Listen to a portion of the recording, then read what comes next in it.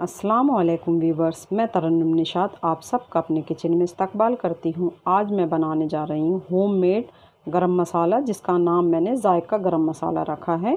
और ये बहुत ही हर डिश को, मेरी ग्रेवी वाली जो भी डिशें बनाती हूँ मैं, मटन हो या चिकन हो, तो उसको बहुत ज़्यादा उसका टेस्ट और जायका बढ़ा देता है। इसलिए आज ये मैं आपसे शेयर करने वाली हूँ। ये मेरा होममेड गरम मसाला है। इसकी क्वांटिटी और जो इसका जो मैंने वो मेजरमेंट रखा है, तो आप उसको ध्यान से देखिएगा। और इस मेजरमेंट से अगर आप ऐसा गरम मसाला तैयार करते हैं तो आपकी डिश का भी बहुत ज़्यादा टेस्ट या जायका बढ़ जाएगा, 2 गुना हो जाता हमारी डिश का। तो चलिए बिस्मिल्लाहिर्रहमानिर्रहीम के साथ शुरू करते हैं। लेकिन शुरू करने से पहले मैं आपको ये बताना चाहती हूँ कि ये गरम मसाला, जो होममेड जायका गरम मसाला मैं अपना खुद का बनाने जा रही हूँ, और उसके जो भी मेजरमेंट है मैं आपको बताऊंगी। एग्जैक्ट उसी नाप से आप अगर ये मसाला तैयार करेंगे तो आपकी भी डिश जो है बहुत टेस्टी तैयार होंगी।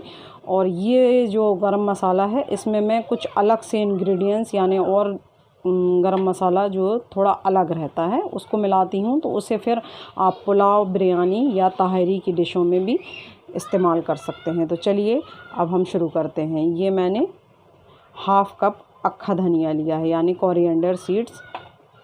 ये मैंने बताने के लिए रखा है सिनेमन स्टिक। ये गोल वाले बहुत अच्छे रहते हैं, इससे जायका बहुत अच्छा आता है। और ये हमें 2 इंच के करीब 5 से 6 जो दालचीनी है, 5 से 6 जो हमें 2 इंच के टुकड़े लेना है। और ये बे लीव्स हैं यानी तेज़ पत्ता, ये भी 7 से 8 हैं ये मेरे। तो ये अभी मैंने इसको अक्खा रखा है। इसको हम तोड़ के जब हम ग्राइंड करेंगे ग्राइंडर में, तो इसको तोड़ के मैं ग्राइंड कर लूँगी। और ये जो है नटमेग है और मेस है, यानी जावित्री और जायफल। तो जावित्री के भी मैंने 5 से 6 पीसेस लिए हैं, और जायफल जो है ये 1 पीस लिया है, क्योंकि ये जो है गरम मसाले में खुशबू का काम करता है। और बहुत तेज़ खुशबू हो जाने की वजह से गरम मसाला जो है हमारा बिगड़ सकता है। इसलिए मेजरमेंट का आप ख़ास ध्यान रखें कि ये 1 जायफल, इतना जितना मैं गरम मसाला बना रही हूँ, और उसके लिए 1 जायफल और ये 4-5 जावित्री के टुकड़े जो हैं सफिशिएंट हैं। चलिए हम आगे के मसाले और देख लेते हैं।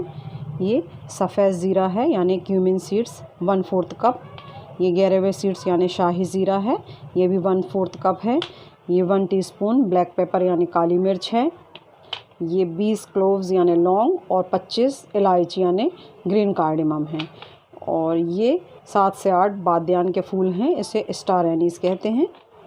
और ये बड़ी इलायची यानी ब्लैक कार्डेमम है, ये 12 से 15 पीसेज हैं। इन सब मसालों को हमें इनके साइज़ के हिसाब से रोस्ट करना है।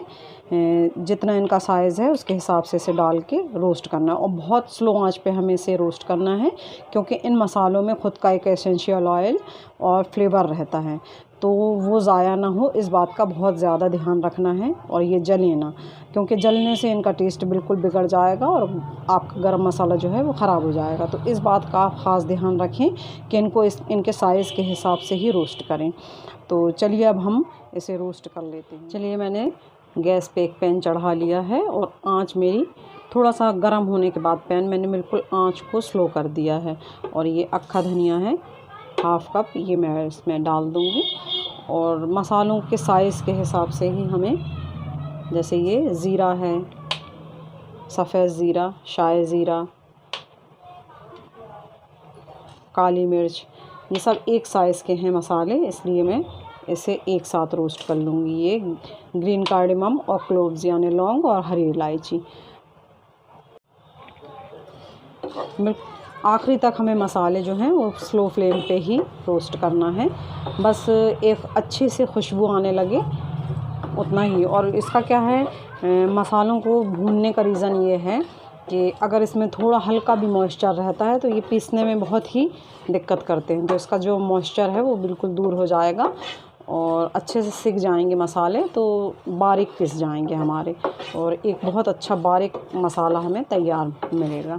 इसलिए इसको बिल्कुल हल्का सा, जब हमें अच्छा इसका एक फ्लेवर आने लगे, खुशबू अरोमा आने लगे इसका, तो हम इसे निकाल लेंगे। स्लो आंच पर भूनते हुए मुझे 1 से 1.5 मिनट हुआ है और बहुत अच्छा अरोमा यानी खुशबू आ रही है।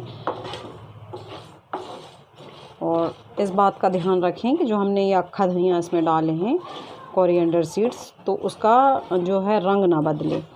और ये बहुत जल्दी ही सिक जाता है, इसलिए अपना कलर चेंज कर देता है। तो इसलिए हमें इस बात का ख़ास ध्यान रखना है कि ये अपना कलर चेंज ना करे। बस एक अच्छी सी खुशबू, फ्लेवरी यानी अरोमा आने लगे और आप इसे निकाल लीजिए। बस मेरे ये जो है सिक चुके हैं बहुत अच्छे से। अब मैं इसे निकाल लूँगी, इसे अलग निकाल लेते हैं, देखिए। और फिर से इस पैन को रख देंगे। पैन हमारा गरम ही है। तो ये स्टार एनीज़, बादियान के फूल, बड़ी इलायची, इनका साइज़ 1 है, इसलिए मैं, और ये सिनेमन स्टिक जो मैंने आपको बताया था, तो उसको मैंने तोड़ लिया है टुकड़ों में, क्योंकि हमको पीसना भी है तो इसमें दिक्कत ना हो। और इसको हम थोड़ी देर हल्का रोस्ट कर लेंगे। अब इन मसालों को हमको 2 से 2.5 मिनट तक रोस्ट करना है, क्योंकि ये साइज़ में थोड़े बड़े हैं, इसलिए थोड़ा टाइम लेंगे। तो इसमें भी बहुत अच्छा खुशबू और फ्लेवर आने लगे जब ये अरोमा देने लगे। बड़ी इलायची हैं, दालचीनी है, और ये जो बादियान के फूल हैं इनका भी एक अलग फ्लेवर रहता है और खुशबू रहती है। तो आपको ख़ुद पता चल जाएगा कि ये जो है रोस्ट हो चुके हैं। 2 से 2.5 मिनट हो चुके हैं और इसमें से भी अच्छा अरोमा आने लगा है, यानी ये भी मेरे अच्छे से रोस्ट हो चुके हैं। अब इन्हें भी मैं निकाल लूँगी